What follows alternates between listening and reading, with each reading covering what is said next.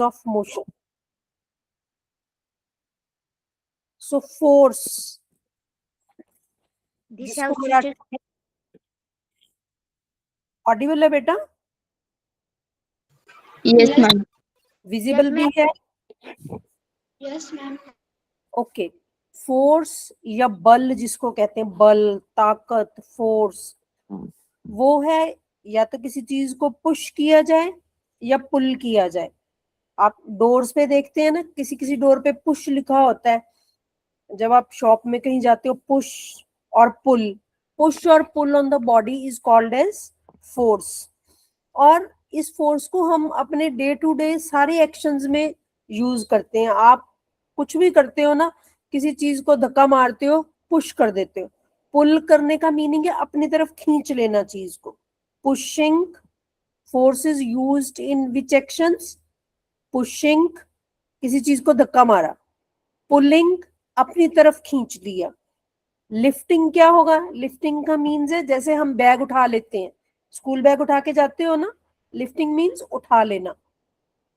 Twisting, twisting की example बताओ।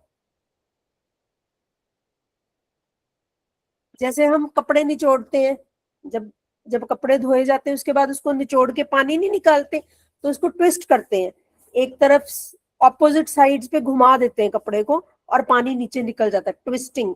Stretching, एक रबर बैंड पकड़ो, जब आप सुबह कंघी करते हो, कॉम्ब करते हो अपने हेयर, रबर डालते हो तो उसको खींचते हो ना, स्ट्रेचिंग मीन्स किसी चीज को खींच लेना। प्रेसिंग मतलब किसी चीज पे प्रेशर डालना, दोनों हाथों से अगर हम किसी चीज को प्रेस कर दें, ये इस सब में हमारा जोर लगता है।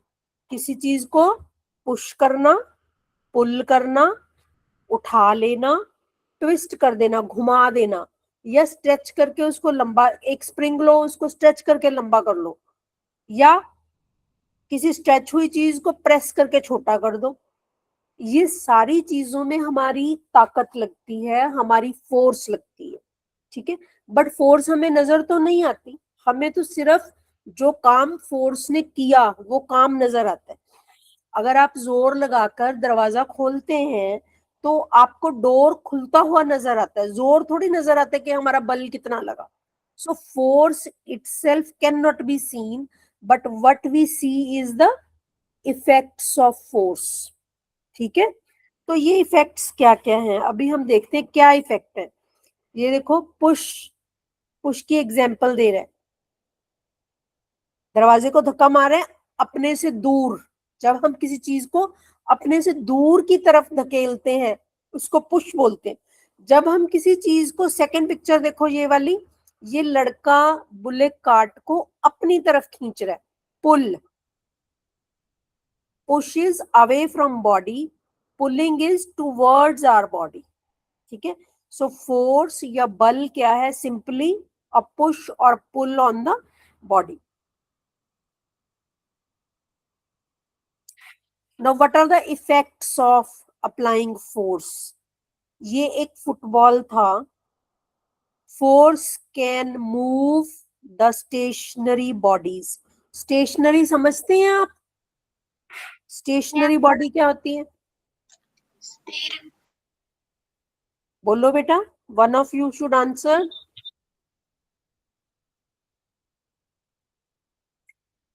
स्टेशनरी समझते हो बेटा? हाँ मैम। क्या होता है स्टेशनरी? स्टील। हाँ जी, स्टील। स्टेशनरी का मीनिंग है जो चीज रुकी हुई है, चल नहीं रही, रेस्ट पे है। ये फुटबॉल जमीन पर पड़ी थी, ये मूव नहीं कर रही थी, तो हमने पैर से इसको पुश किया अवे फ्रॉम अस, तो फुटबॉल वो कहीं की कहीं जाती है। तो force is used number 1 to move the stationary bodies. अगर स्टेशनरी वर्ड आपको याद ना आ रहे तो क्या लिखेंगे? Force is used to move the bodies which were initially at rest. ये फुटबॉल रेस्टिंग फेज में पड़ी थी, जमीन पे पड़ी हुई थी, चल नहीं रही थी, हमने इसको धक्का दिया और ये मोशन में आ गई। मूव्स बॉडीज एट रेस्ट और मूव्स स्टेशनरी बॉडीज, ये फोर्स का इफेक्ट है नंबर 1। नंबर 2 इसका इफेक्ट है, it can stop the moving bodies. ये साइकिल चल रहा था, आप कभी एक्सपेरिमेंट करके देखना, अगर आप साइकिल पे स्कूल जा रहे हो 3-4 बार पैडल घुमा के ना पैडल मारना बंद कर देना, तो क्या होगा, थोड़ी देर बाद आपका साइकिल रुक जाएगा। क्यों रुकेगा? क्योंकि जो जमीन है ना, जो ग्राउंड है, दैट ऑफर्स फ्रिक्शन, वो मोशन को रोकने की कोशिश करती है, तो फोर्स ऑफ फ्रिक्शन साइकिल को रोक लेगी। ठीक है। थर्ड थिंग इज सेम चीज, ये जो सेकंड वाला पार्ट है, stops moving body, force can stop moving body. आपने क्रिकेट में देखा है, जब बॉलर है, बॉलर आपको बॉल डालता है, तो जो आगे से बैटर होता है वो बैट लगा के रोक लेते हैं ना बॉल को, कई बार या कैच कर लेते हैं, फोर्स लगाता है कैच करने वाला, बॉल रुक जाती है, जो मूव कर रही होती है उसको रोकने के लिए फोर्स लगाए। तीसरा काम क्या करती है फोर्स? Changes the speed. अगर आप बहुत जोर जोर से साइकिल के पैडल घुमाएंगे तो साइकिल की स्पीड तेज हो जाएगी। ठीक है। और अगर कोई आगे से आके आपका फ्रेंड हैंडल को पकड़ लेगा तो वो साइकिल को रोक भी सकता है। साइकिल की स्पीड तेज भी हो सकती है, स्लो भी हो सकती है फोर्स से। चेंजेस द डायरेक्शन, ये तो आप रोज देखते हो क्रिकेट के मैच में, बॉल आती किसी और डायरेक्शन से है, जब बैट्समैन उस पे जब ये बैट्समैन उस पे फोर्स लगाता है तो बॉल किसी दूसरी डायरेक्शन में चली जाती है, उसे कभी 4 रन मिल जाते हैं, कभी 6 रन मिल जाते हैं। Change in direction of motion. और फोर्थ, ये भी आप रोज देखते हो, जब मम्मा खाना बनाते हैं तो आटा गूंथते हैं ना, तो जब आटा पहले, जो ड्राई आटा होता है, फ्लोर होता है जो ड्राई, वो कैसा पाउडर फॉर्म का होता है। ठीक है। जब उसमें पानी डाल के जोर जोर से हाथों से फोर्स लगाते हैं तो गूंदे हुए आटे की शेप और साइज कुछ और हो जाता है। ड्राई आटे और गूंदे हुए आटे की शेप साइज में फर्क होता है ना। तो ये 5 काम करती है फोर्स। क्या करती है?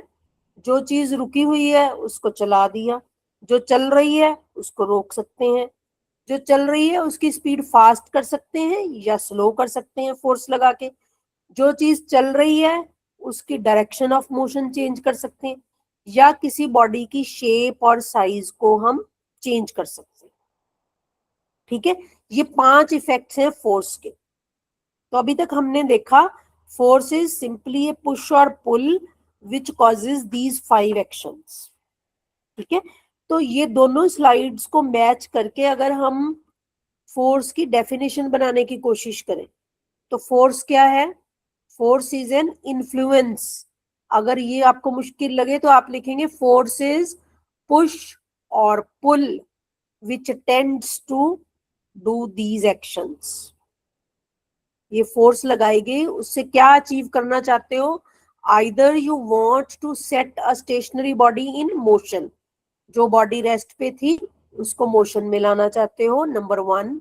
नंबर 2, आप किसी मूविंग बॉडी को रोक लेना चाहते हो, you want to stop a moving body और tend to change its speed और डायरेक्शन ऑफ मोशन, और you want to change its shape and size. ये फोर्स की एक कॉम्प्रिहेंसिव, जिसको कहते हैं एक कंप्लीट डेफिनेशन। ठीक है। जो बच्चे सिर्फ पास होना चाहते हैं वो तो इतना ही लिख दें, force is simply a push और a pull on the body. But जो बच्चे अच्छे मार्क्स लाना चाहते हैं, ठीक है, those who want to perform well, जो फर्स्ट आना चाहते हैं क्लास में, वो ये 5 इफेक्ट भी लिखेंगे। सो हम क्या लिखेंगे? फोर्स इज पुश और pull which wants to, number 1, move a stationary body और स्टॉप अ मूविंग बॉडी और change the speed or the direction of a moving body or change the shape and size of a body। इसी को इकट्ठा की है यहाँ पे। Force is influence, अगर इन्फ्लुएंस मुश्किल लगे तो फोर्स इज पुश और pull which is meant for, which tends to do these actions. चलते हुए को रुकना, रुके हुए को चला देना, जो चल रहा है उसकी स्पीड को बढ़ा देना या कम कर देना, या उसकी डायरेक्शन को चेंज कर देना, या किसी चीज की शेप और साइज को बदल देना। ये सारे फोर्स के काम है, ये सारी कंप्लीट डेफिनेशन है फोर्स की। ठीक है बेटा, अभी तक बेटा? Yes, ma'am. ओके Yes, बच्चे, आगे चलें। yes, ma'am. Yes, ma'am. अच्छा, Yes, madam. ये फोर्सेस कैसी होती हैं, टाइप्स? या तो बैलेंस्ड होंगी या अनबैलेंस्ड होंगी। ठीक है, अगर बैलेंस्ड फोर्स होगी तो कुछ भी नहीं होगा, बैलेंस्ड फोर्स कुछ अचीव नहीं कर पाएंगी। एक बॉडी पे 4 फोर्सेस है, सपोज एक डिब्बा पड़ा है, उसमें मिठाई है, मिठाई समझते हैं ना, स्वीट्स है, टॉफीज है, समझ लो चॉकलेट है। ठीक है, और 2 भाइयों में झगड़ा हो गया, और एक कहता है कि ये डिब्बा मैं अपनी तरफ खींच लेता हूँ, दूसरा कहता है मैं अपनी तरफ खींच लेता हूँ, और दोनों में बराबर की फोर्स है, दोनों बराबर फोर्स ऑपोजिट डायरेक्शन में लगाएंगे, डिब्बा तो किसी की तरफ भी नहीं जाएगा। ठीक है, ये हो गई बैलेंस्ड फोर्सेस, कुछ भी नहीं हुआ। अनबैलेंस कब होगी? एक भाई तकड़ा है, एक भाई में बहुत जोर है, वो बलवान है, तो वो क्या करेगा, पूरा जोर लगा के, ज्यादा जोर लगा लेगा, अपनी तरफ डिब्बा खींच लेगा चॉकलेट्स वाला, और जो वीक वाला भाई है वो कम फोर्स लगाएगा, तो फोर्सेस का बैलेंस नहीं हुआ, अनबैलेंस्ड हो गई। तो जिधर को ज्यादा फोर्स लग गई उधर को चीज चली जाएगी। ठीक है, इसकी एग्जांपल दिखाती हूँ आपको। ये देखिए किसी ने बैलेंस्ड फोर्सेस, ये टग ऑफ वॉर की गेम देखी है कभी? Yes, ma'am. हाँ, Yes, इसमें ma'am. एक रस्सी है, एक Yes, ma'am. रस्सी है, अब इधर भी 6-7 लोग लगे हैं, इधर भी लगे हुए हैं, हर कोई इसको अपनी तरफ खींच रहा है रस्सी को। ठीक है, अगर दोनों तरफ इक्वल फोर्स लगी तो ये रिबन वाला पोर्शन मूव ही नहीं करेगा, ना कोई जीतेगा ना कोई हारेगा, मैच ड्रॉ हो जाएगा। ठीक है ना, मैच बराबर रहेगा। सो अगर रिजल्टेंट फोर्स, इधर को लगने वाली जो फोर्स, ये लेफ्ट वाले खींच रहे हैं, ये सॉरी राइट वाले, ये लेफ्ट वाले खींच रहे हैं, अगर इनकी फोर्सेस बराबर है, ठीक है, तो नेट फोर्स कितनी हुई? जितनी फोर्स लेफ्ट को लगी उसके बराबर फोर्स राइट को लग गई, तो नेट और resultant forces zero. Zero. Because reason, A Zero. Team और बी टीम जितनी फोर्स लगा रही है वो इक्वल है, बट ऑपोजिट है, एक लेफ्ट को खींच रही है बराबर फोर्स से, दूसरे राइट को खींच रहे, तो कुछ भी नहीं हुआ, ये जो रिबन है सेंटर में ही रहेगा, कोई भी टीम जीतेगी नहीं। इसको हम कहते हैं बैलेंस्ड फोर्स या संतुलित बल। संतुलन है ना, दोनों में बैलेंस है, दोनों टीम्स में। अभी क्या करेंगे, एक टीम में ज्यादा लोग दे देंगे। अब देखो, जो लेफ्ट वाले हैं वो ज्यादा हो गए, वो इतने ताकतवर है कि इतना जोर लगा रहे हैं, ये फोर्स लेफ्ट वाली साइड ज्यादा हो गई, राइट वाला एरो देखो छोटा सा है, इनकी फोर्स कम है। तो अब ये जो गांठ है, जो सेंटर वाला पोर्शन है, तो कौन सी टीम जीतेगी इसमें, लेफ्ट वाली के राइट वाली? Left. Left. वेरी गुड, इसमें लेफ्ट वाली ये टीम जीत जाएगी, चाहे कि इधर 3 और 3 6 लोग हैं, इधर भी 3 और 3 6 लोग हैं, बट ये ज्यादा ताकतवर है, इन्होंने ज्यादा जोर लगा के अपनी तरफ खींचा, और ये गेम जीत जाएगी लेफ्ट वाली टीम। तो ये हो गई अनबैलेंस्ड फोर्सेस, बैलेंस नहीं है, एक फोर्स ज्यादा है एक फोर्स कम है, असंतुलित। अ लगा दें तो एब्सेंट हो जाते हैं ना, संतुलन नहीं है, एक टीम ज्यादा फोर्स लगा रही है, एक टीम कम फोर्स लगा रही, so resultant force is not zero. Unbalanced force causes the motion और change in state of motion. जो भी हम एक्टिविटी अपने आसपास देखते हैं ना, हम धक्का मार के दरवाजा खोलते हैं या दरवाजा पुल करते हैं अपनी तरफ, कोई चीज उठाते हैं, हर चीज में अनबैलेंस्ड फोर्स लगती है, क्योंकि अगर फोर्सेस बैलेंस होंगी तो कोई मोशन नहीं होगी। ठीक है, जहां भी बैलेंस्ड फोर्सेस हैं वहां कोई मोशन नहीं होगी, जहां फोर्सेस बैलेंस्ड नहीं है, असंतुलित है, वहीं पे मोशन होगी। तो इसके बाद, ये सिर्फ आपको समझाने के लिए था, इसके बाद जब भी हम फोर्स वर्ड यूज करेंगे उसका मीनिंग है कि अनबैलेंस्ड फोर्स की बात हो रही। ठीक है, ये देखो कंपैरिजन कर लेते हैं दोनों का। रिजल्टेंट फोर्स संतुलित में कितनी है? 0, और असंतुलित में नॉट 0। ठीक है। स्टेशनरी ऑब्जेक्ट, जो स्टेशनरी ऑब्जेक्ट आपको बताया, स्टेशनरी ऑब्जेक्ट कौन सा होता है? स्टेशनरी ऑब्जेक्ट बोलो, अनम्यूट करो अपने आप को। मैम एक बार रिपीट कीजिए ना। स्टेशनरी ऑब्जेक्ट होता है बेटा जो रेस्ट पे हो, जो पड़ा है, हिलजुल नहीं रहा। ठीक है, वो स्टिल पड़ा रहेगा, स्टेज कंप्लीटली स्टिल। जब बैलेंस्ड फोर्स लग रही है तो जो चीज रुकी हुई है वो रुकी रहेगी। ठीक है, जबकि अनबैलेंस्ड में रुकी हुई चीज मूव करना शुरू कर देगी, स्टार्ट्स मूविंग। जो चीज मूव कर रही है, जैसे साइकिल चल रहा था, continues to move at the same speed, but अगर असंतुलित फोर्स होगी तो स्पीड चेंज हो जाएगी या डायरेक्शन चेंज हो जाएगी। शेप दोनों में चेंज हो सकती है, संतुलित में भी और असंतुलित में भी। ये डिफरेंसेस हैं संतुलित और असंतुलित फोर्सेस में। ठीक है, तो जब भी हम इस स्लाइड के बाद जब भी मैं फोर्स बोलूंगी, उसका मीनिंग है मैं अनबैलेंस्ड फोर्स की बात कर रही हूँ, ये वाली। इसीलिए मैंने इसको येलो कर दिया है। This is more important for us, right. आगे चलें।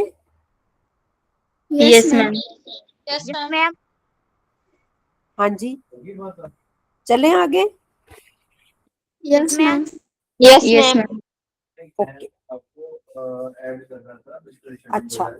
अब ना एक फिजिक्स में बहुत ही इंटरेस्टिंग चीज है जो हमारे ऊपर भी सही बैठती है। जब सुबह मम्मा उठाते हैं, हम सो रहे होते, मम्मा कहते उठो बेटा स्कूल जाना है, तो उठने को दिल करता है? No ma'am. नहीं ना करता।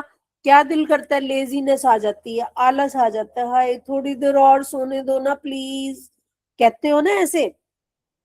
हाँ ma'am. Yes ma'am. Yes ma'am. तो यही यही नियम है नेचर का, रूल ऑफ लेजीनेस। हर कोई लेजी है, दुनिया की हर चीज। ये बुक यहाँ पे पड़ी थी, इसका भी मूव करने को दिल नहीं करता। ये कहती है मैं यहीं पड़ी रहूं तो ठीक है। जब तक इसको हम फोर्स लगा के उठाएंगे नहीं, लिफ्टिंग फोर्स लगाएंगे, उठाएंगे इसको तभी हिलेगी, नहीं तो तब तक पड़ी हुई। ठीक है।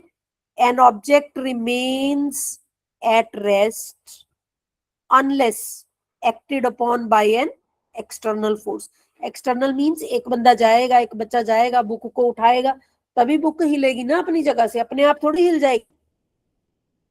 ठीक है।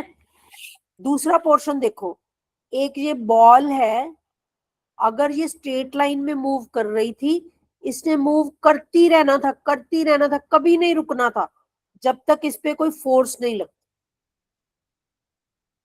ठीक है। अनलेस मींस जब तक हम इस पर फोर्स ना लगाएं, ये चलती जाएगी, चलती जाएगी, इसका रुकने को दिल नहीं कर रहा। जो रुका हुआ है उसका चलने को दिल नहीं कर रहा, जो चल रहा है उसका रुकने को दिल नहीं कर रहा। इसी को हम बोलते हैं इनर्शिया। इनर्शिया बोलते हैं इसको, लेजीनेस को बोलते हैं इनर्शिया। इनर्ट है हम, जैसे हैं वैसे ही ठीक है। अगर हम लेटे हुए हैं, हम लेटे ही रहना चाहते हैं, और अगर कोई चीज मूव कर रही है, वो चाहती है मैं मूव ही करती रहूं, मुझे नहीं रुकना, जब तक उस पर कोई एक्सटर्नल फोर्स नहीं लगाते। अभी आप कहोगे कि ये तो ठीक है, ये तो समझ आ रहा है ना बेटा, बुक वाली एग्जांपल तो ठीक है ना, बुक तो टेबल में पड़ी है तो पड़ी रहती है, फोर्स लगाएंगे तो उठेगी। ये आपको समझ नहीं आया होगा अभी।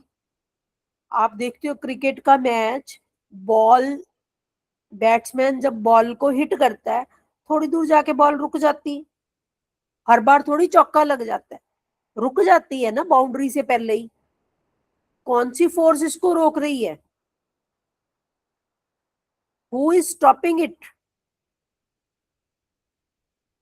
ये जो ये जिस सरफेस, ये सरफेस है ना, नीचे सरफेस देख रहे हो, ग्राउंड पे ग्रीन ग्रास होता है ना, ग्रीन ग्रास पे ये चलते चलते चलते, ये जो ग्रास है ना, ये जो जमीन है, जो ग्राउंड है, it offers frictional force.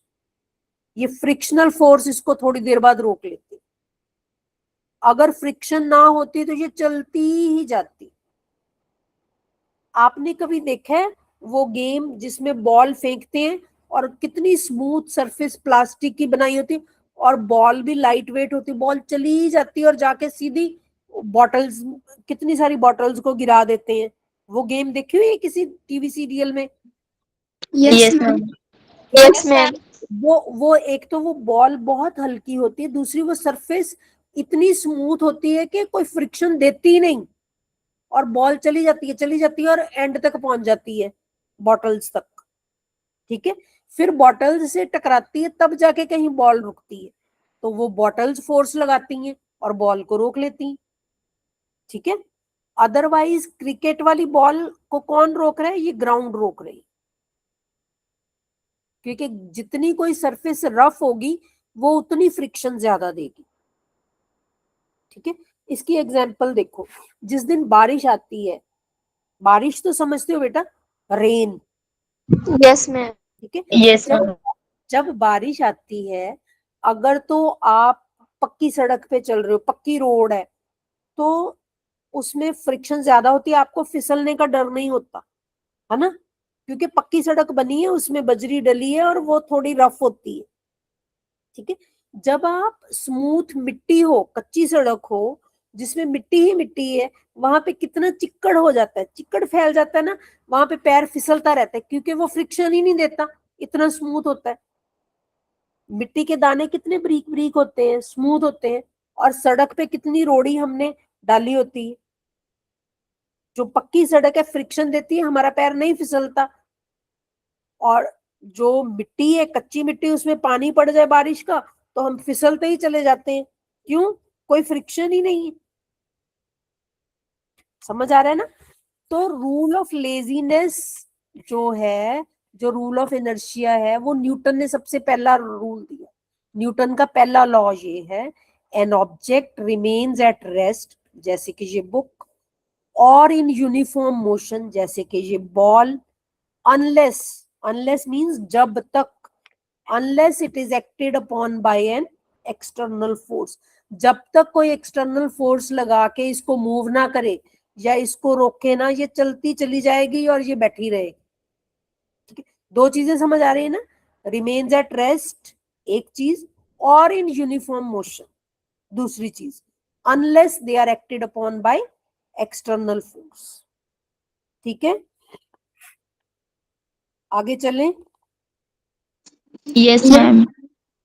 Right, ये देखो, ये जो प्रॉपर्टी है ना बॉडीज की, टू रेजिस्ट चेंज, हर किसी को चेंज होना मुश्किल लगता है, हमें भी रात को सोए या सुबह उठना मुश्किल लगता है, तो हम रेजिस्ट करते ना, मम्मा थोड़ी देर बाद उठा देना, जाओ पहले चाय बना के ले आओ फिर उठूंगी, करते हो ना ऐसे, तो चेंज रेजिस्ट करता है, आपका दिल करता है सोते रहो। और जब खेलने जाते हो ग्राउंड में, सपोज आप खेल रहे हो, मम्मा आवाज लगाती, बेटा आ जाओ चाय पी लो, नहीं अभी थोड़ी देर और खेलना चाहती हूँ। सो जब आप रेस्ट में हो, आप रेस्ट में रहना चाहते हो, जब आप खेल रहे हो मोशन में, आप मोशन में ही रहना चाहते हो। ठीक है, तो हर body, the property of a body to resist a change in its state, चाहे वो रेस्ट की स्टेट है चाहे वो मोशन की है, बॉडी चेंज नहीं होना चाहती, उसको हम क्या कहते हैं? Inertia. What is inertia? Inertia is property of all the objects. जैसे ये बोरी है, ये जो सैक है, इसमें कुछ डाला है, जब तक इस पे फोर्स नहीं लगाएगा बंदा, ये अपने आप थोड़ी उठ के चली जाएगी। जितनी चीज हैवी होगी उसको मूव करने के लिए उतनी ज्यादा फोर्स लगानी पड़ेगी। अगर ये बोरी छोटी होती है, जिस टाइम आपका स्कूल बैग भारी होता है, ज्यादा जोर लगाना पड़ता है ना उठाने के लिए, अगर हल्का बैग हो तो आराम से उठा लेते। सो हर चीज की एक रेजिस्टेंस है, resistance to change, resistance means oppose करना। एवरीबॉडी इन दिस यूनिवर्स, पूरी दुनिया की हर चीज opposes a change in its state of rest और मोशन। इसको किसी को भी मूव करना अच्छा नहीं लगता रेस्ट से, और अगर मूवमेंट में है तो उसको रुकना अच्छा नहीं लगता। तो उस प्रॉपर्टी को हम कहते हैं इनर्शिया और जड़त्व। क्या कहते हैं उसको? जड़त्व और इनर्शिया। दो तरह का इनर्शिया होगा, एक रेस्ट वाला, जो रेस्ट में है वो चाहता है मैंने नहीं मूव करना, मैंने तो बस रेस्ट ही करना है। A body at rest remains in a state of rest, कब तक रेस्ट में रहेगी? Unless an external force acts on it. और ये एक्सटर्नल फोर्स कैसी होनी चाहिए? अनबैलेंस्ड होनी चाहिए, असंतुलित, क्योंकि अगर बैलेंस्ड होगी तो कुछ भी नहीं होगा, अगर अनबैलेंस्ड होगी तभी बॉडी मूव करेगी। ठीक है, सो यू मे और may not right it, but you should understand कि कहीं कोई चीज रेस्ट से मूव करती है तो उस पर अनबैलेंस्ड फोर्स लगी। ठीक है,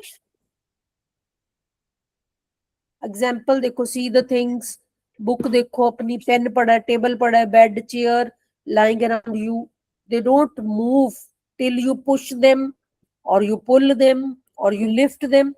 pushing, pulling, lifting, twisting, ये सारे क्या हैं? फोर्स। और ये कैसी फोर्स है? Unbalanced, unbalanced force. एक और एग्जांपल देखो, कभी बस में ट्रेवल करते हो तो ध्यान देना, पैसेंजर्स इन अ बस feel a backward jerk when bus starts moving suddenly. जब बस स्टार्ट होती चलती है, एक झटका लगता है पीछे को, बॉडी का अपर पार्ट पीछे को जाता है ना जब बस चलती है। अगर नहीं ध्यान दिया तो अब देना, जब कभी बस में बैठोगे ध्यान से देखना कि क्या होता है, हमारे पैर तो टच कर रहे हैं बस की नीचे, बस को टच कर रहे हैं ना पैर, जब बस चली तो पैर भी चल पड़े बस के साथ, बट जो हमारी अपर बॉडी है ना, it wants to remain in a state of rest. Upper body का इनर्शिया है, सारे यूनिवर्स में हम भी तो आते हैं ना, तो हमारी बॉडी क्या कहती है, मैंने नहीं चलना, वो पीछे ही रहना चाहती है, इसलिए पीछे को झटका लग जाता।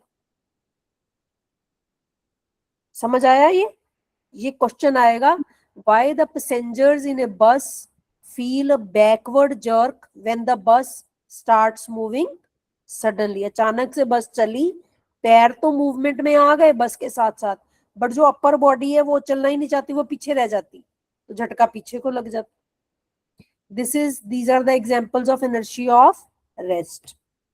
आगे देखो, दूसरा था, a body wants to remain in state of rest or of uniform motion. दूसरा inertia कौन सा है? यूनिफॉर्म मोशन, मैं तो चलती जाऊंगी, मैंने नहीं रुकना। ठीक है, सेम बॉडी इन रेस्ट की जगह क्या लिख देंगे अभी? Body in uniform motion will continue to move, वो चलती चली जाएगी, कब तक? Unless a force changes its speed, कोई फोर्स लगे उसको स्पीड को बढ़ा दे या स्पीड को कम कर दे या उसकी डायरेक्शन को बदल दे। ये सारी एग्जांपल्स आपको क्रिकेट में मिल जाएंगी। क्रिकेट की बॉल को सोचो, क्रिकेट की बॉल की वेलोसिटी को इंक्रीज भी किया जा सकता है, जब बैट्समैन बॉल आती है वो उसकी डायरेक्शन भी चेंज कर देते हैं ना, बॉल आ किधर से रही है जा किधर को रही है, डायरेक्शन भी चेंज हो गई, और अगर उसने बहुत जोर से मारा तो वो जाके सीधा चौका और छक्का लगता है ना, 4 रन मिल गए, 6 रन मिल गए, इतनी वेलोसिटी उसकी बढ़ जाती है कि इंक्रीज हो गई स्पीड। कई बार बैट्समैन देखते हैं कि चौका छक्का नहीं लगना, वो हल्का सा कम फोर्स लगा के उसको डायरेक्शन भी चेंज कर देता है और उसकी वेलोसिटी भी कम कर देता है, डिक्रीज कर देते हैं।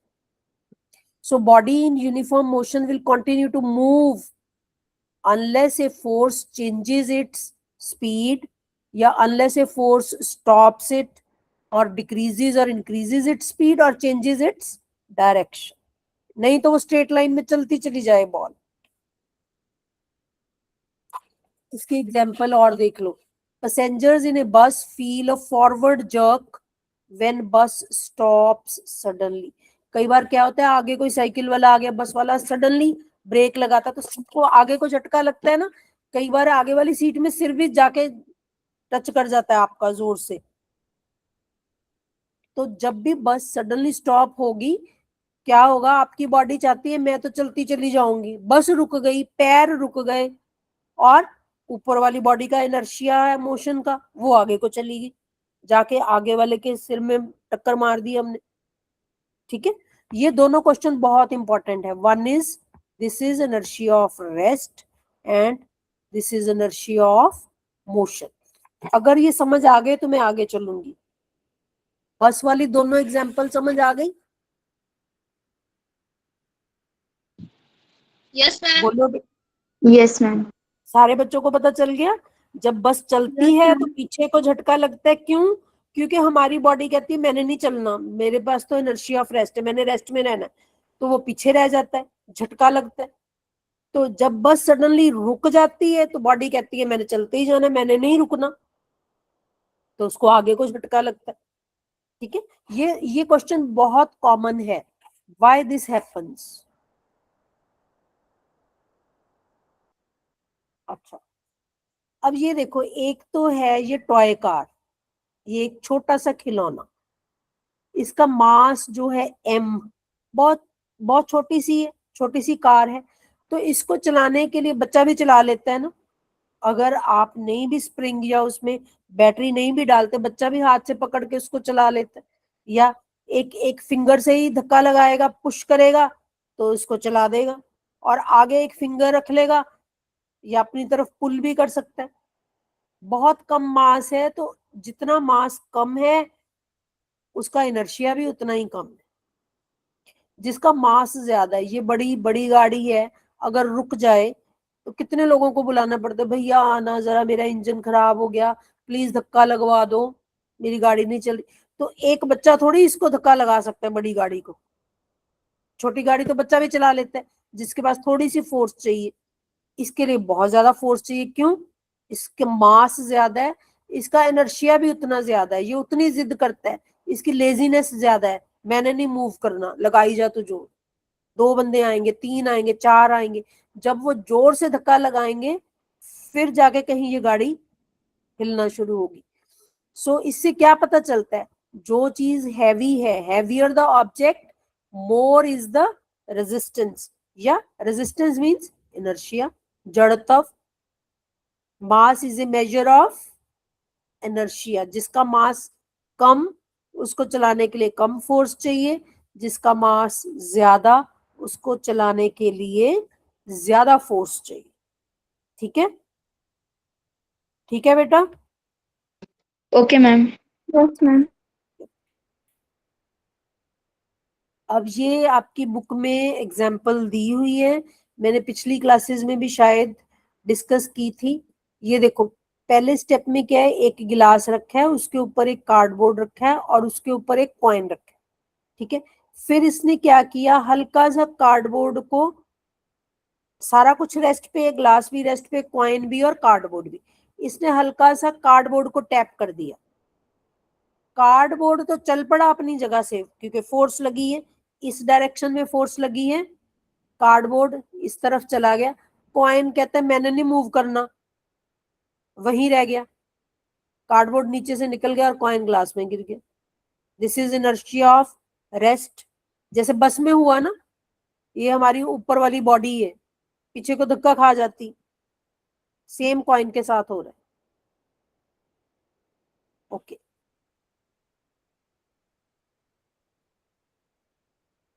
अच्छा, अब देखो, एक ये है रबड़ की बॉल और एक ये है क्रिकेट बॉल। आपने कभी देखा है कि ये जो पीछे विकेट के पीछे खड़ा होता है उसको क्या बोलते हैं क्रिकेट में? Keeper. हाँ, ये तो आप सबको पता है ना। विकेट कीपर ने हाथ के ऊपर कितने मोटे मोटे ग्लव्स डाल रखे होते हैं। Yes, ma'am. बॉलर ने डाले होते हैं? बॉलर ने तो नहीं डाले होते। No, ma'am. तो बॉलर के पास, जब बॉलर के हाथ में बॉल थी ना, बॉल तो रेस्ट पे थी, कुछ भी नहीं कह रही। क्रिकेट की बॉल हैवी होती है एज कंपेयर टू दिस रबड़ बॉल। जब हम कैच कैच घर में ये रबड़ बॉल से खेलते हैं, कोई हाथ पे ग्लव्स थोड़ी डाल रहा है, इसका मास कम है तो ये कम चोट लगेगी हाथ पे। इसका मास ज्यादा, अगर कीपर ग्लव्स नहीं डाले उसके तो हाथ इंजर हो जाएंगे, चोट आएगी। बॉलर Yes, को ma'am. जरूरत नहीं पड़ती, क्योंकि जब बॉलर के हाथ में बॉल थी इट वॉज एट रेस्ट, उसकी वेलोसिटी जीरो थी। मास चाहे ज्यादा है बट वेलोसिटी जीरो है, तो फोर्स का इम्पैक्ट भी कम है। जब उसने वेलोसिटी दे दी, बॉलर पूरा जोर लगा के बॉल फेंकता है, ठीक है, उसके बाद बैट्समैन अपना काम करके बॉल की डायरेक्शन चेंज करता है, फिर कीपर की टर्न आती है, उसको हाथों से पकड़नी होती है, तो वो ग्लव्स डाल लेते हैं, क्योंकि ये इसके पास अब मास भी है बॉल के पास, और इसके पास वेलोसिटी भी है, मूव कर रही है ना, ये बड़ी स्पीड से मूव कर रही।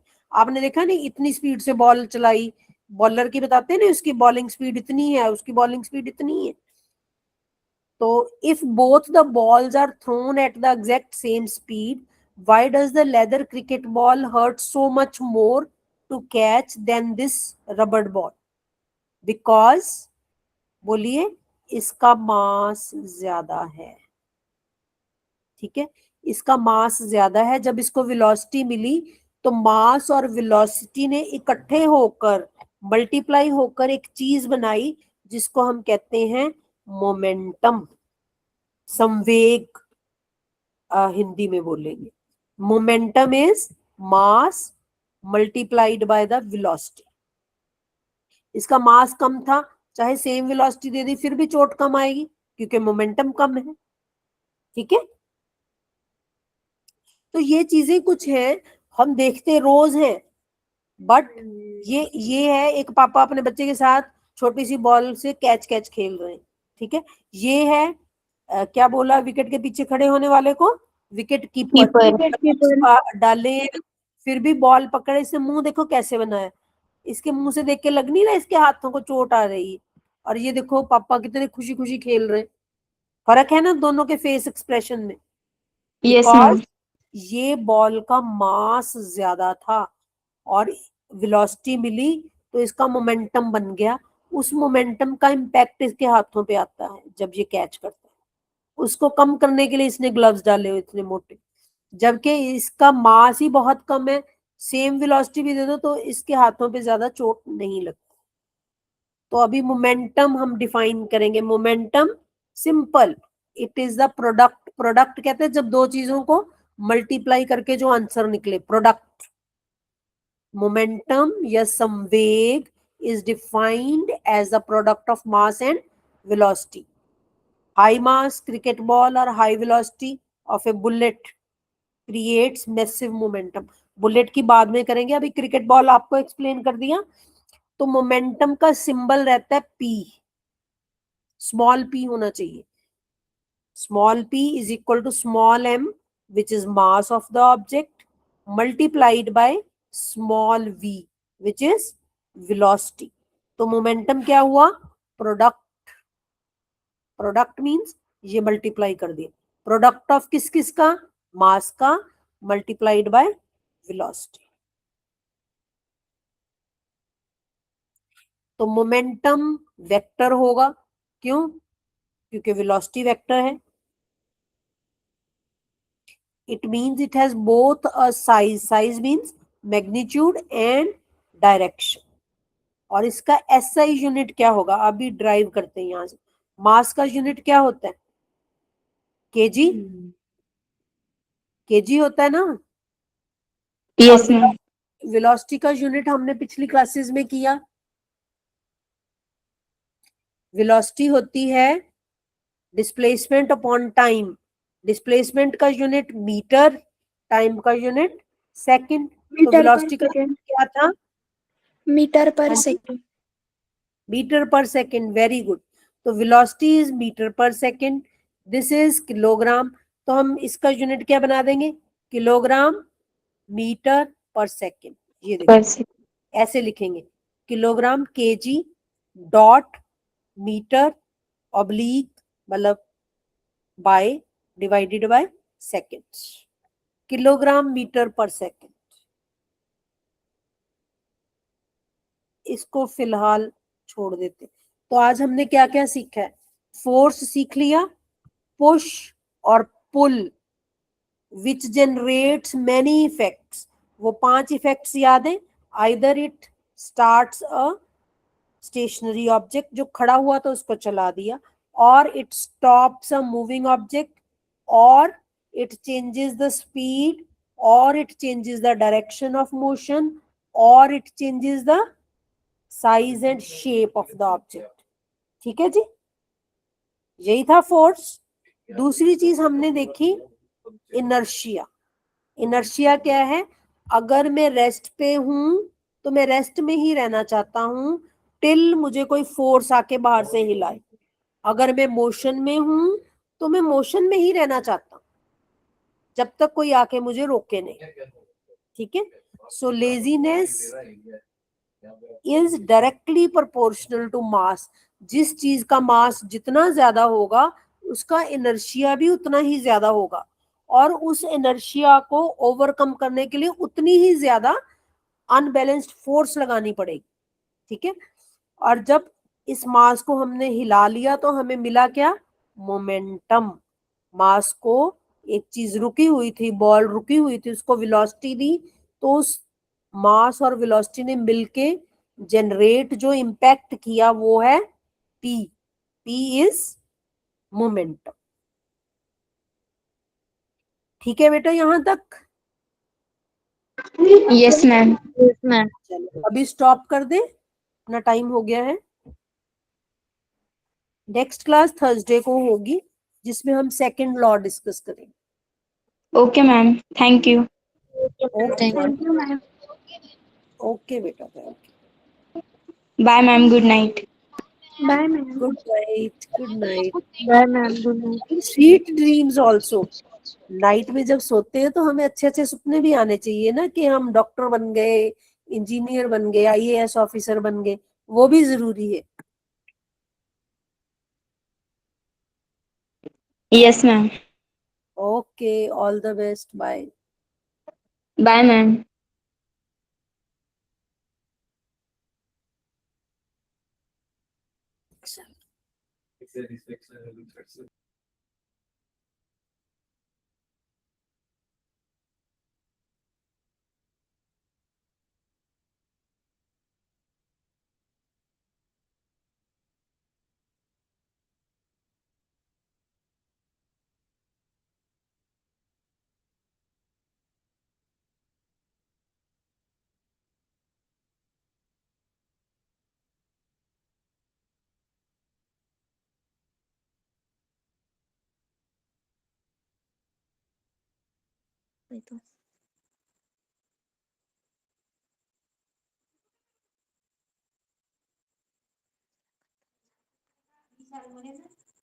विशाल म्हणे, ते का नाव दिसते ना विशाल चौधरी भाऊचा, तर भाऊचा मोबाईल